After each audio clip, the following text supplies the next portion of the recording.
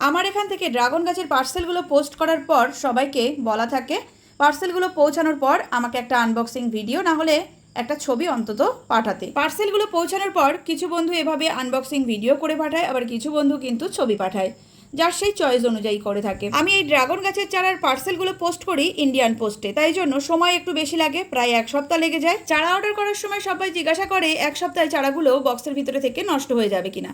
তবে এটা যেহেতু ক্যাকটাস জাতীয় গাছ, চারাগুলো কিন্তু 1 সপ্তাহ কেন 2 সপ্তাহ যদি বক্সের ভিতরে থাকে তাহলেও এই ড্রাগন গাছের চারাগুলোর কোনো ক্ষতি হয় না। আর চারাগুলো দেখে আশা করি তোমরা বুঝতে পারছো যে প্রত্যেকটাই ম্যাচিওর ডালের চারা, আর এই চারাগুলো কোনো রকম সমস্যা ছাড়াই কিন্তু পৌঁছে যাচ্ছে। এছাড়া চারাগুলো পৌঁছানোর পর কোনো কারণবশত যদি চারাগুলো মাটিতে বসানোর সময় না থাকে তাহলে এই চারাগুলোকে বক্স থেকে বার করে নর্মাল টেম্পারেচারে মানে ঘরের মধ্যে আরও 3 থেকে 4 দিন রেখে দেওয়া যায়, তারপরে বসালেও এই চারার কোনো ক্ষতি হয় না। নর্মালি কিন্তু সারা বছরই ড্রাগন গাছের চারা বসানো যায়, তবে এই বর্ষাকালটায় ড্রাগন গাছের চারা বসালে খুব দ্রুত গাছের গ্রোথ হয়। তাই যে সকল বন্ধুরা ড্রাগন গাছের চারা নিজের বাড়িতে বসাতে চাইছো তারা এই ফোন নাম্বারে ফোন করে চারা অর্ডার করো। যেহেতু এগুলো ম্যাচিওর ডালের চারা 1 বছরেই ফল দেয়, তাই এখন যদি তোমরা ড্রাগন গাছের চারা বসাও তাহলে সামনের সিজনে তোমরা অবশ্যই এই গাছ থেকে ফল পেয়ে যাবে।